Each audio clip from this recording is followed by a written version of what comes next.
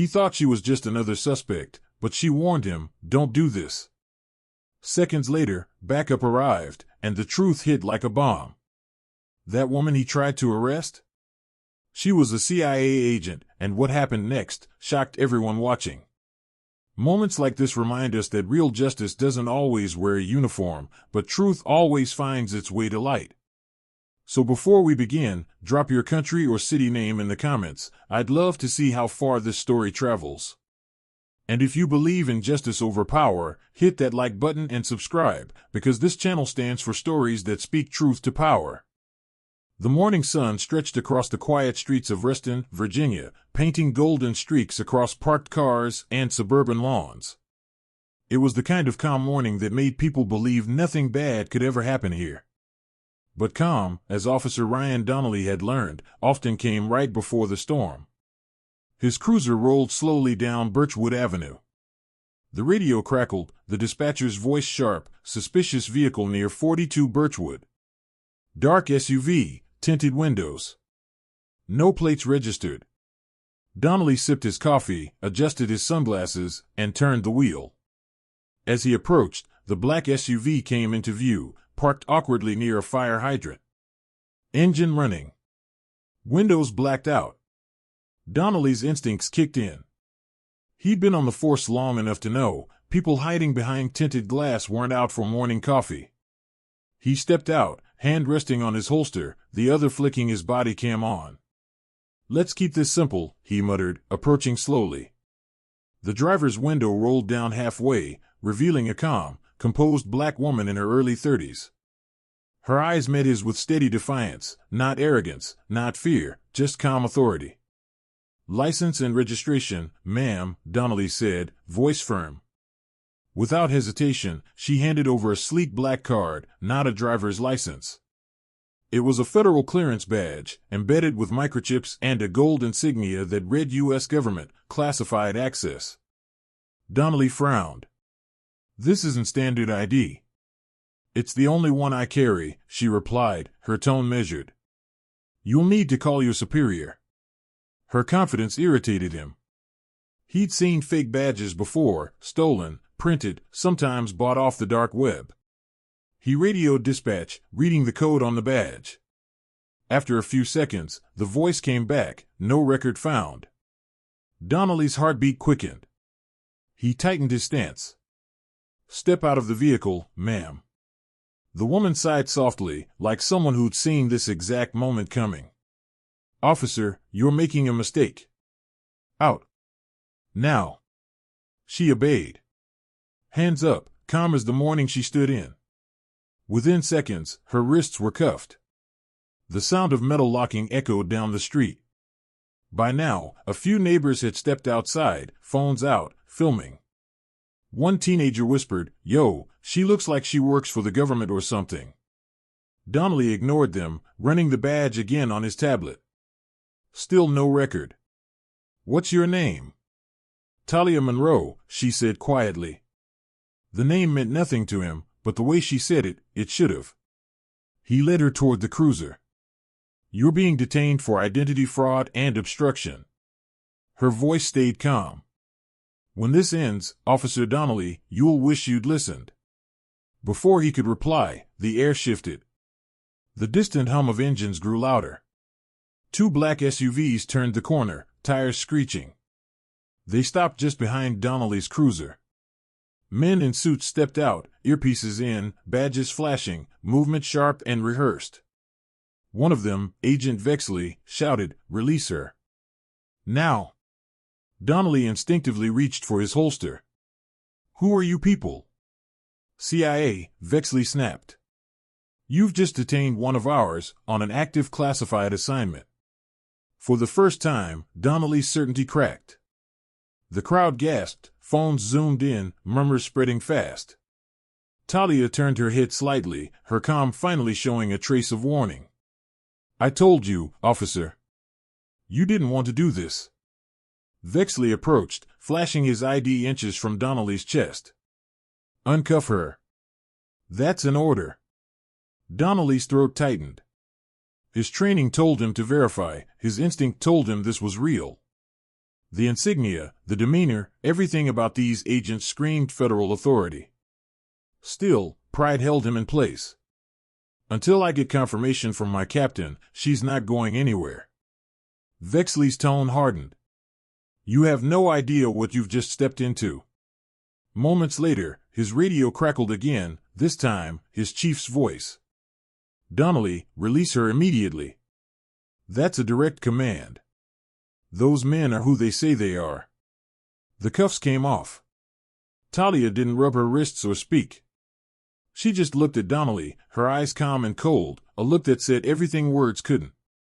Within seconds, the SUVs surrounded her. Doors opened. One agent handed her a secure tablet. She took it, scanning through files with swift precision. Then, she said something that made Donnelly's stomach drop. Agent Vexley, we have a leak. Someone tipped them off about my route. That's how this happened. Vexley's jaw clenched. We'll handle it.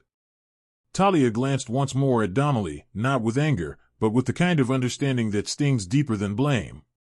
This wasn't your fault, she said softly. But it wasn't an accident either. And with that, she stepped into the SUV. The door shut. The convoy sped off, leaving behind a stunned officer, a silent crowd, and a dozen unanswered questions. The echo of the engines faded as the black SUVs vanished around the corner, leaving behind a stunned silence. Officer Ryan Donnelly stood in the middle of Birchwood Avenue, radio still crackling, hand trembling slightly over his holster. He'd cuffed hundreds of suspects in his career, gang members, fugitives, addicts, but never someone who'd been rescued by the CIA. As the crowd dispersed, murmuring about what they'd just witnessed, Donnelly replayed the moment in his head. The look in her eyes. The way she warned him. The instant authority the agents carried. Something was wrong, very wrong. His chief's voice broke through the radio again. Donnelly, return to station. Now. At the precinct, things were tense. Reporters had already picked up the footage from a bystander's phone. Local officer detains black woman with federal clearance badge. The clip was already climbing social media feeds under hashtags about racial profiling and police overreach. Donnelly's superior, Captain Reyes, slammed the report folder on his desk. What were you thinking? You detained a federal operative in the middle of a classified mission. I had no idea who she was, Captain. Her badge didn't check out. Reyes glared. Because it wasn't supposed to. You intercepted a covert agent. And now we've got Washington on the line demanding answers. Donnelly swallowed. Then tell them it was an honest mistake. Reyes sighed heavily. It's not that simple. They think someone in our system leaked her route. The stop might have been a setup. Those words hit harder than any reprimand. A setup? You mean, someone wanted me to stop her? Reyes leaned in, voice low. According to the CIA, that woman, Talia Monroe, was transporting classified intel under deep cover. Only 3 people in law enforcement had access to her route data. You, me, and Deputy Chase Lauren. Donnelly frowned. Chase? He's been with us for years. Exactly. Which means if there's a leak, it's coming from someone we trust. Meanwhile, across town, inside a dimly lit CIA operations bunker, Talia Monroe stood before a glowing wall of digital maps and surveillance feeds. Her calm demeanor hadn't broken since the arrest, but her silence was now sharper than steel. Agent Vexley briefed her quickly. The stop wasn't random. The leak originated from a law enforcement terminal. Someone accessed your clearance file 20 minutes before the route change. Someone inside local PD, she muttered. Vexley nodded grimly. We traced the login to Reston Precinct. Her eyes darkened. Then it's not over yet. Vexley hesitated. You want me to pull Donnelly in? No, she said firmly. He's too visible now. Everyone's watching him. But that might make him useful. She turned to the screen, enlarging Donnelly's face from the body cam footage.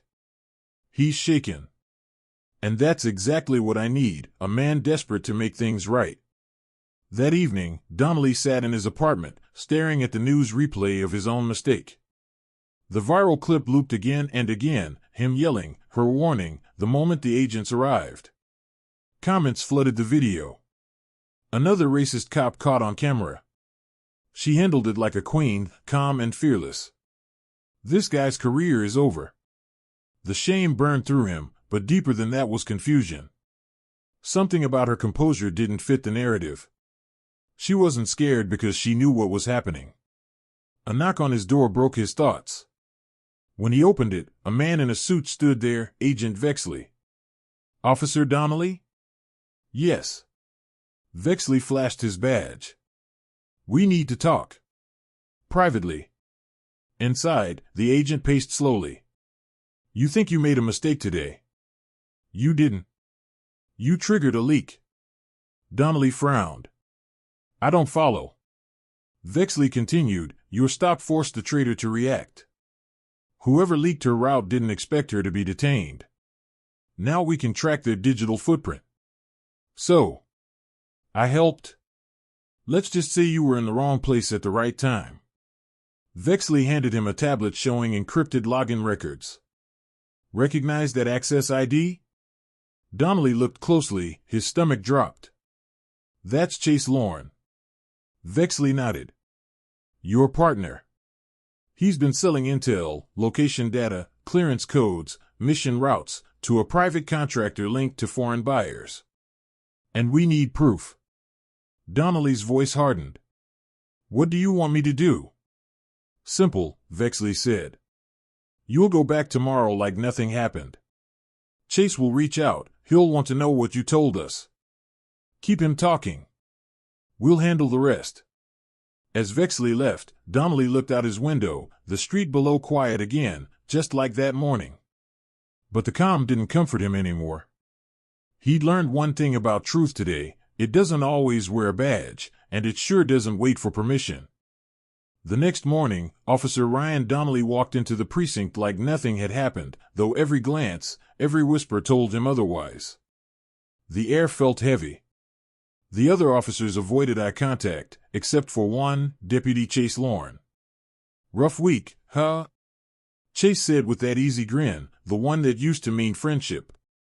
"Internet's roasting you alive, man. But don't worry, news cycles move fast." Donnelly forced a smirk. "Yeah. Guess I just picked the wrong day to do my job." Chase patted his shoulder. "Don't beat yourself up. Coffee later? I could use a break from all this drama." "Sure," Donnelly said. "My treat." But as Chase walked away, Donnelly caught a faint flicker of worry on his face, almost like he knew more than he was saying. Later that day, Donnelly slipped into the parking lot and found Agent Vexley waiting near an unmarked sedan. "He took the bait," Donnelly said quietly. Vexley nodded, handing him a small recording device disguised as a pen. "He'll try to feel you out. Don't push too hard, just listen. Once he starts to slip, we'll move in." Donnelly took the pen and tucked it into his pocket. "And what about Monroe?" "She's monitoring from ops. She trusts you now, don't break that." At the cafe, the two men sat across from each other. Chase leaned back, stirring his drink. "So, what did the brass say? You still got your badge?" "Yeah," Donnelly lied. "They know I didn't mean to stop her." Chase nodded slowly. "Good. Because people like her, they're trouble. Always hiding behind fancy titles." Donnelly kept his tone calm. "You think she's hiding something?" Chase smirked. "Aren't we all?" He sipped his coffee, then leaned forward slightly. "Look, off the record, if something big's coming down from D.C., you want to stay out of it. Some of those CIA people? They're not who they say they are." Donnelly pretended to chuckle. "What do you mean?" But Chase only smiled. "Let's just say information pays better than loyalty these days." That line confirmed everything. Donnelly's pulse quickened, but he kept his poker face. Meanwhile, inside the CIA operations van parked 2 blocks away, Talia Monroe listened through the earpiece. Her eyes narrowed as Chase's voice came through crystal clear. "There it is," Vexley muttered. "He's skirting around the deal. We just need him to mention his buyer." Talia leaned closer to the monitor. "He won't say it outright. Chase is careful, he'll test Donnelly first." She tapped her finger against the table. "We need leverage. Something personal." Back at the cafe, Donnelly took a breath. "You ever think of getting out? Leaving all this behind?" Chase chuckled. "Every damn day. But you know how it is, cops don't retire, they rust. Unless," he hesitated, then lowered his voice. "Unless they find better work." Donnelly pretended to laugh. "You mean like private security?" "Something like that." Chase's tone was loaded now. "A friend of mine has connections, people who appreciate good intel. The kind that doesn't make headlines." That was it. The confession they needed. But before Donnelly could press further, a loud screech tore through the air, a dark SUV slammed to a halt outside. Men in tactical gear poured out. Donnelly's earpiece buzzed, Vexley shouting, "Abort! We've been compromised." The cafe erupted in chaos. Chase's eyes darted toward the window, then back at Donnelly. "You didn't." Donnelly raised his hand slightly. "Chase, listen." But Chase was already reaching for his gun. In a blur, Donnelly flipped the table and dove behind cover. The sound of shattering glass filled the cafe. Customers screamed and dropped to the floor. Outside, Vexley's team returned fire, but Chase slipped out through the back exit, vanishing into an alley. Minutes later, the street was crawling with agents. Vexley stormed in, scanning the chaos. "He's gone." Donnelly stood up, chest heaving. He knew. Someone tipped him off. Talia entered, calm as ever, eyes fixed on the bullet holes.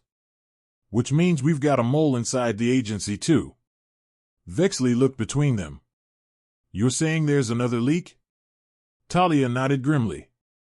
"And this time, it's not about money, it's about power." That night, as Donnelly sat in his car overlooking the city, his phone buzzed with an unknown number. He answered. Talia's voice came through, soft, steady, unshaken. "You did good today, officer. But the game just changed." He frowned. "What do you mean?" "Chase isn't running. He's planning. And the next move will make today look like a warning shot." The line went dead. Donnelly stared into the dark skyline, the weight of truth pressing harder than ever. Whatever this was, it had just gone from mistake to mission. The next 24 hours were a blur. Every law enforcement channel buzzed with updates. Deputy Chase Lorne, wanted for treason and espionage. But what no one knew, not even the CIA, was where he'd gone. Donnelly barely slept. The city lights outside his window flickered like silent alarms. Each time he closed his eyes, he saw Chase's face in that cafe, the betrayal, the rage, the fear. Then, at 3:17 a.m., his phone lit up with an encrypted message. "You still don't get it, partner. None of this started with me. Meet me where it began. CL. Birchwood Avenue. The same street where it all began." When Donnelly arrived, fog rolled over the empty intersection. The same lamppost, the same cracked sidewalk, only now, the silence felt heavier. Then he heard the sound, slow footsteps emerging from the mist. Chase. Dressed in black tactical gear, gun holstered but visible. "You really showed up," Chase said, voice low. "Didn't think you had it in you." "Tell me why, Chase," Donnelly demanded. "Why throw away your badge? Why sell out your own people?" Chase smirked bitterly. "You think this is about money? You still don't see it. The people we serve, the ones giving orders, they're not clean. That woman you tried to arrest? She's not just CIA. She's part of something bigger, a shadow program running ops against our own." Donnelly's jaw tightened. You're lying. Chase stepped closer. Am I? They're watching us both right now, Ryan. They'll hang me for leaking data, and you? You'll disappear for asking the wrong questions. Before Donnelly could respond, floodlights burst through the fog. Black SUVs surrounded them. Armed agents stormed out, led by Talia Monroe herself. Drop your weapon, Lorne, she ordered. Chase laughed, hands raised. See? Right on cue. Donnelly looked from Talia to Chase, something in her eyes flickered. Talia, wait, he said. He's saying. I know what he's saying, she cut him off sharply. And I know exactly what he's done. But her tone wasn't anger, it was control. Measured. Calculated. Chase slowly lowered his hands. You don't get it, Ryan. She's not here to arrest me. She's here to erase the evidence. Talia's jaw clenched. Enough. In one swift move, Chase pulled a detonator from his vest. You think I came here unprepared? The agents aimed their rifles. Talia shouted, Hold your fire. For a tense second, no one breathed. Then, a single shot cracked through the fog. Chase stumbled. The detonator clattered to the ground. He collapsed, and behind him, Vexley lowered his smoking gun. Donnelly turned, furious. Why did you shoot? Vexley's voice was cold. Protocol. He was about to detonate. Talia knelt beside Chase's body, checking his pulse. He's gone. But as she leaned in, Chase's bloodied hand grabbed her wrist, and with his final breath, he whispered, You're not done, Agent Monroe, they know. Then he was still. Hours later, in a secured briefing room deep inside the CIA compound, Donnelly sat across from Talia. He was exhausted, but something in his gut told him Chase wasn't entirely wrong. Talia placed a classified file on the table. Everything you heard tonight stays buried. Lorne was part of a rogue intel exchange ring. He used local cops as shields. You did your job, officer. Walk away. Donnelly frowned. Walk away? You said there was another leak inside the agency. Talia hesitated, just long enough for him to notice. I handled it, she said. That's all you need to know. He leaned forward. Handled it, or silenced it? Her expression didn't change. Sometimes, silence is justice. Donnelly stared at her, realization dawning. The truth wasn't clean. Chase had been right, in his own broken way. As he stood to leave, Talia added quietly, You did good work, officer. But remember, in this world, even the good guys wear masks. He paused at the door. Yeah, he said, voice low. And some hide behind badges. Outside, the morning light broke through the clouds. Reporters were already spinning the story, Hero Cop helps CIA stop domestic traitor. But Donnelly knew the truth. What he saw tonight wasn't black and white, it was buried in gray. He slipped his badge into his pocket, looked toward the sunrise, and whispered to himself. Justice doesn't live in headlines, it lives in choices.